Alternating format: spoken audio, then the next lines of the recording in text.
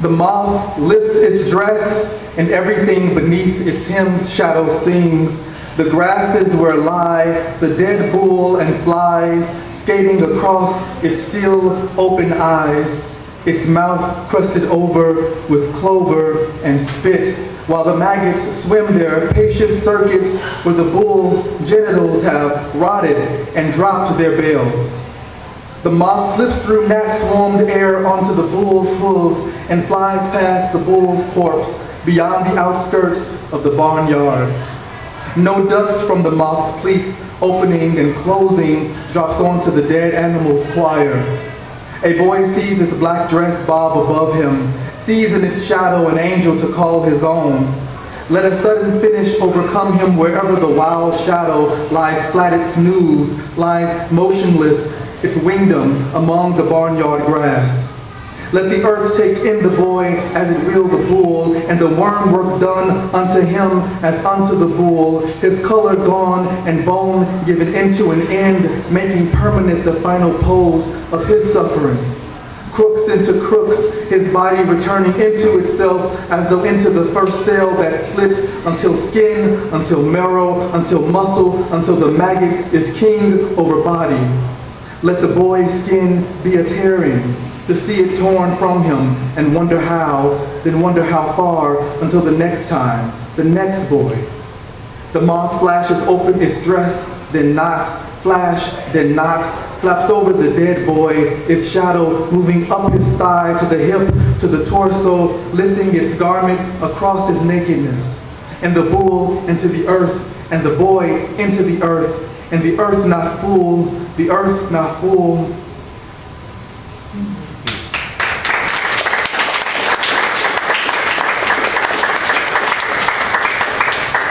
Are you still with me? You see how it goes? That's the pattern, okay. So, yeah. Visitation. Or it was night that entered, tar-hued and moved inside me new blood. Its star-popped fists gave the promise of bats. I waited for their leather to spill into my window, for their tiny throats to blow and trio. A bell some miles away, bats in its mouth, loved the taste and swayed. Here is a hunger to stir me. A man could live in the blur of 100 hearts, could learn to tame the eager clapper, which is loneliness testing the marrow and waking what's within. Scatter song, blind and coming on like skin.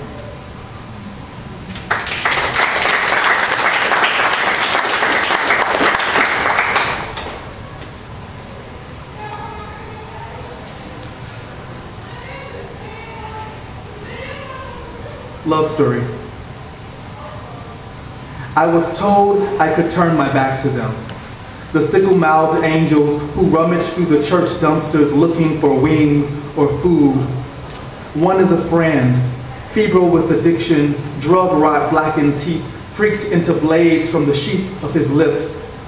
I was told he would occupy no space in my memory, that he shouldn't. Snow falls like a mask in pieces over his face. Rachel comes to the porch holding herself and asking for my uncle. We say he gone to the store, but he's years dead. She keeps holding on to herself like her body remembers what her mind lost. When he get back, tell him he owe me $5. We offer to pay. She says, no, tell him. No, tell him. When winter makes his grave twice sepulchral, that ice evanesces eventually back to green, the closet of stuck time unsticking. To see him means to see air without him, seas of dust where his feet could interrupt, a shipwreck no one knew to need. Then it was spring. The alluvial earth of grief found its hoof's bottom and went, madly pastoral, corn husk rigid and resolute. Mourning stayed without pathos, stayed the doom-crossed heart till the heart of it splayed. Then getting over it had to be redone. Daily, a door to step through. Daily, the hostile enigma. To enter, turn the knob, though the knob will burn.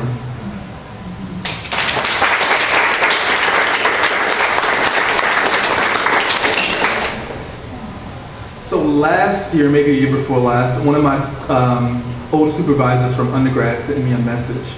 All the police violence and things were happening in the community, and I was writing statuses about it, talking about, white supremacy, and it's just like, I don't want you to hate white people. And I think it came from a space where she thought as though those statuses were directly a reflection of our relationship. Like, no, we're friends. That's not the situation. And so, in explaining it to her, I had to ask her about just her history with kind of the race relations in the country. It was a very difficult conversation, but we got through it. And I asked her about having ever witnessed what we consider today to be a hate crime. And she said no, and then we were typing on Facebook, and you can see when someone's typing, the dots are moving. And she was taking a while to type, and then she finally hit enter. She's like, but my father did. I was like, oh, okay. So her father had witnessed a lynching when he was a boy. And so just thinking back on that conversation, and just some of the stories that, we keep to ourselves that we probably should share with one another, to have this conversation. And not feel as though, in bringing them to the light, that somehow it's a destructive force. We're actually building a community when we talk about these things, and so I want to read this poem that deals with something that happened in 2013, and it compares it to a lynching that happened in Minnesota in the early 1900s. Inheritance, the force of aperture. And this is the epigraph. And this is from a news article. Accused killers had three-way sex on a black corpse. BlackAmericaWeb.com. This is February 18, 2013. 3 Negroes lynched at Duluth, Minnesota for rape, October 1919. And that's the etching on a photo of the postcard of the lynching. Fascinated, spooked into desire, the jarring appetites of the living. Some men soak black skin in fiction and knock stories back like a shotgun body. Impartial, the ground, trees, and rivers hold artifacts of flesh impaired by those demanding privilege, their wild aesthetics. Black bodies in their high aesthetic value, teeth, toes, and severed penises in jars strangely priced.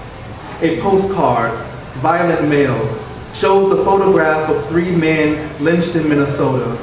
To look is to be welcomed by the white foreground of faces like flashes lighting the spectacle, turning back. Study these bodies, these leather-bound books back to back like a good pupil, I hear, then attempt art.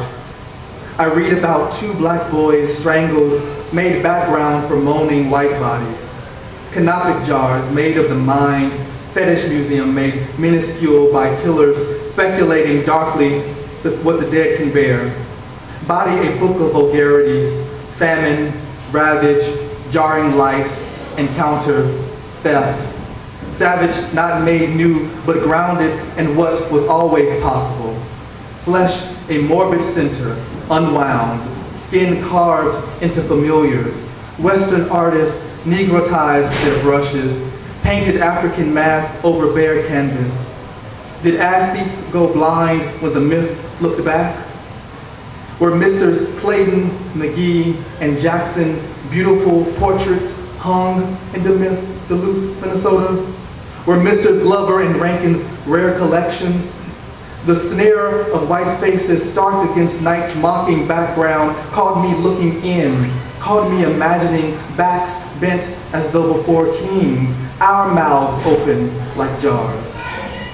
Our dead, once forced to reject the ground for rope and air, sky-hued erotic there in the leaves, now forced to the ground, back into morning headlines, their minced codas between weather and traffic, a jarring revision. White writhing over black, the American aesthetic.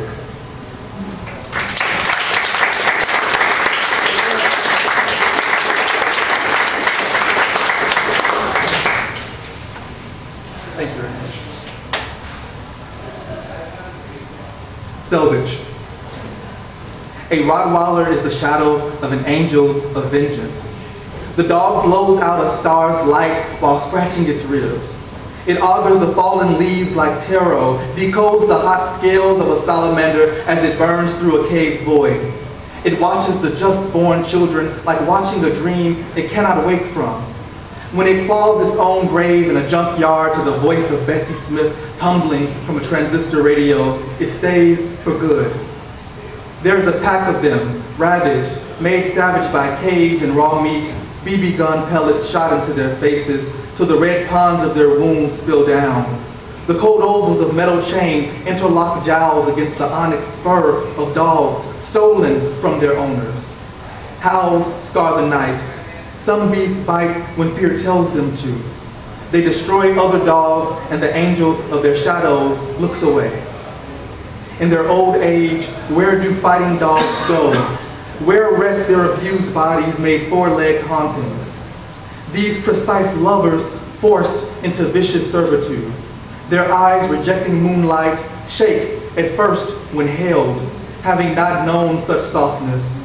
Bathed and brushed, they whimper, are hushed. Softly, they begin to snore.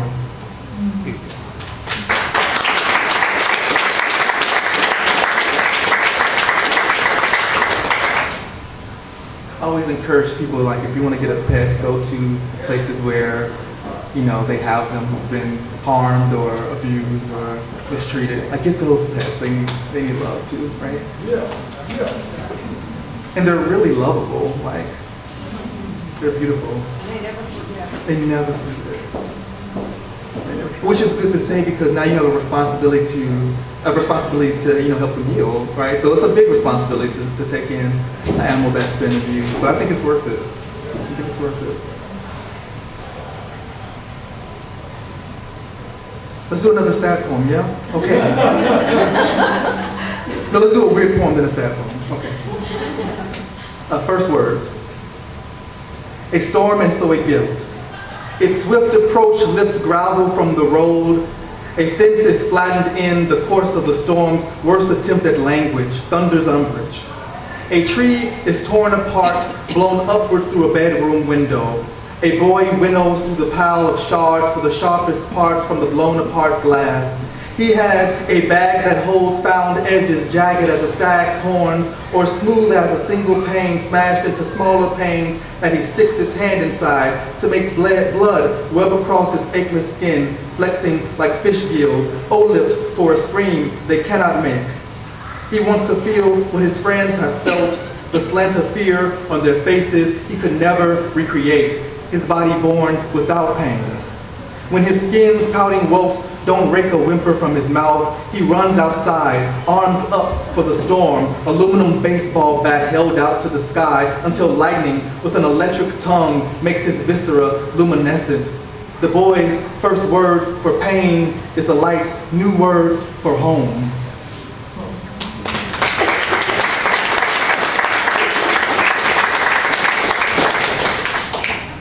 Okay, now we're going to do a sample. Okay.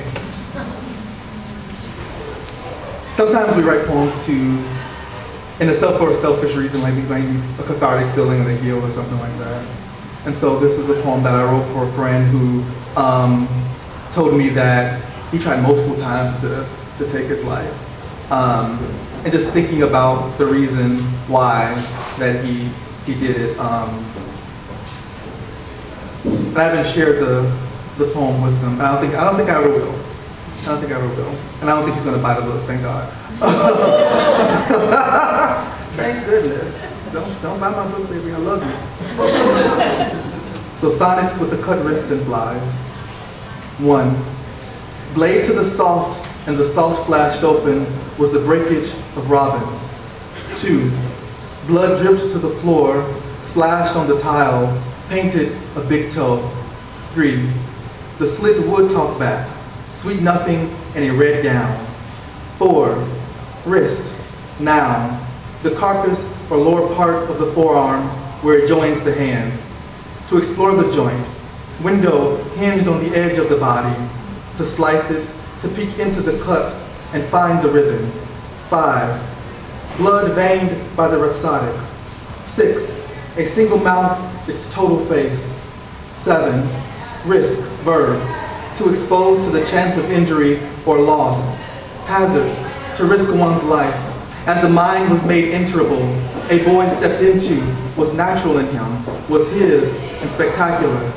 8, and arteries plucked quatrains, perfected through wreckage, a man waited in the pulse. 9, a man found in the wrist who wanted out, but who put him in. 10, he spoke the 4 languages of the heart. He would touch the boy, would, 11, hurt the boy, and translate his screams into a 5th vernacular. 12, the boy he entered was put into, no more than an urn, than a tawdry vessel.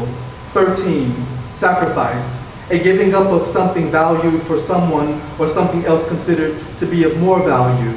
The radius giving itself to the owner, the man himself hidden in the dark creases of vein rope and contraction, and arteries hierophant drum. The man, 13, stepped out of the dark and into where the cut welcomed the room's wattage. 13, stepped into the light, his face a cut, a black hyphen from which all speech. 13, from which all darkness was made legible.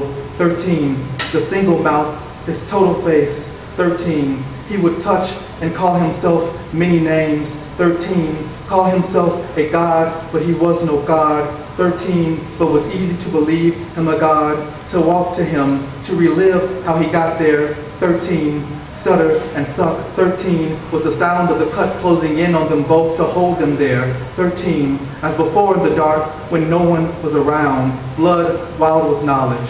13, the man approached, was a knowledge himself, his space the one written page.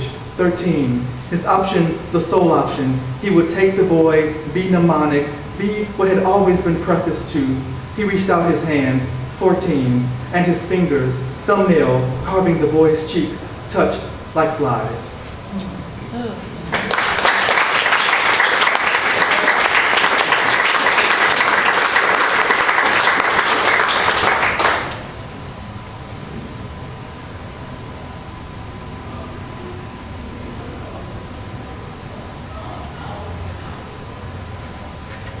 For joy be righteous.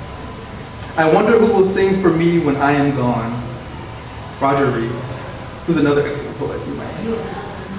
No one crawl-voiced enough, no one shawl-throated and tall-tailed torquing sleep into nightmare can neigh like the hinges of your casket-taut joints, can sing brighter than the birds of church hats when fans lift frills that veil a brown scene.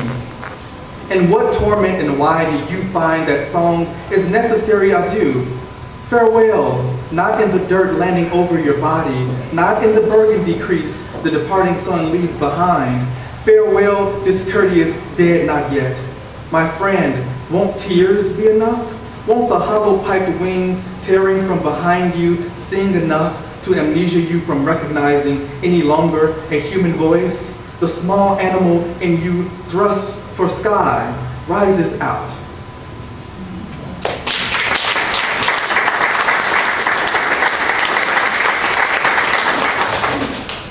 So I'm going to do 3 short poems and then 1 long poem, and I'm going to sit down. That's going to be good. And so these 3 poems are interconnected in like this series, and they're kind of lovey-dovey. I don't know if I can write a love poem ever in my life. Maybe, I don't know. Rend. Hands trembling, they wash their bodies with lamplight to show what night can call them to. Each other mostly, drawing shadows on the wall, sharp tooth divining the tide, an egg hiding the last shard of moon inside albumin. The eagle they make transforms into hydra, into cypress, dropping, then bringing up again its leaves. A story lives on in the mind, a contest. The king and his servant combat, a need for both to become the other, the crown never the object. Their contortion a rose bruised on every petal, wrecked out of itself for symbol, for its velvet deathly ground, from which the shade of resist, don't, can be found. Of contour, of cadence, resist, don't. The difference between what one thinks the magnolias say, branches applauding some animal act below, and what they actually say. Nothing between us can we prepare for, only postpone. I've learned to plead and to please, another difference. Turn your face that way where light no more transfigures you than darkness makes a need for transfiguration. Yes, the scar above your eye. Blood had dropped from the wound, a curtain. But I believe we are inside all blue, you said. Listen, neither we nor blue make sky. The earth spins and we utterly are spun. Greatly be gentle. In the night spun clearing, we were spent. Star burst wide and lending our skin to the sun's failing heat.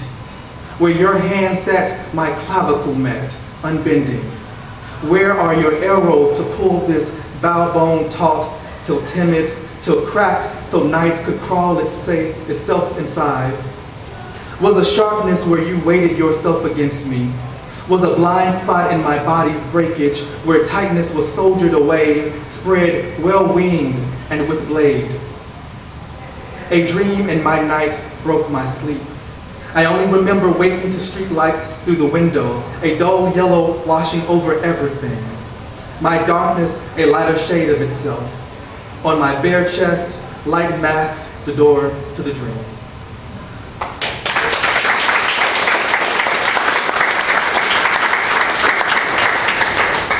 Thank you all so much. You're a beautiful audience. Let's not be superficial. You're a great audience. Let's just say great. Y'all fine too, whatever.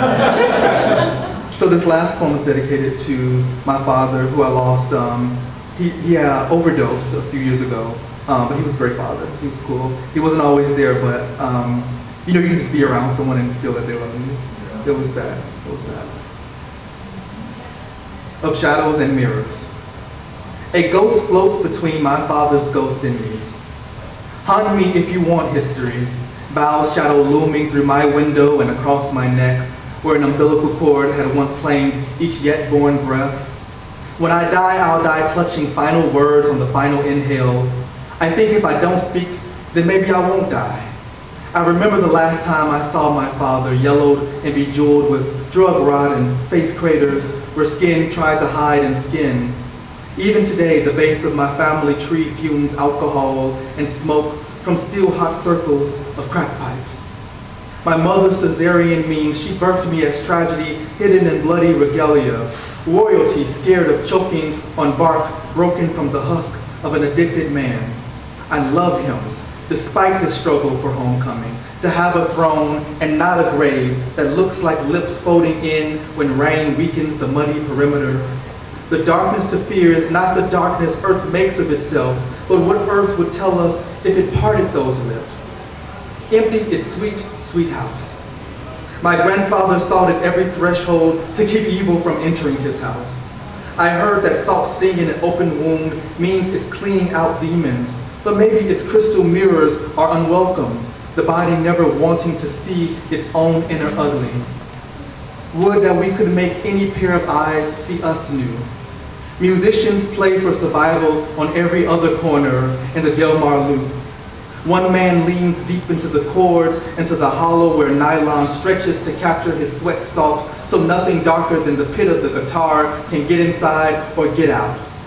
In the pit of addiction, my father was almost run down by my mother on the south side of Chicago. Genetic near blindness had him walking in the streets with only his ears and feet to tell if a bus would greet him before Chevy's grill.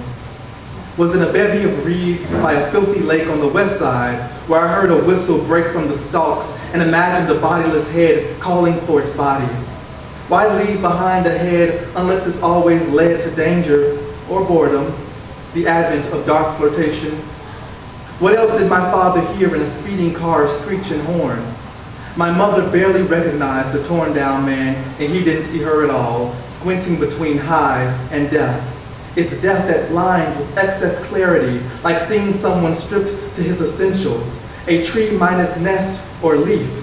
Unburied bones critique the dusk, sharp as a branch on a signless road. Where turn for the next hunger? How long until these small mouths feel? Thank you very much.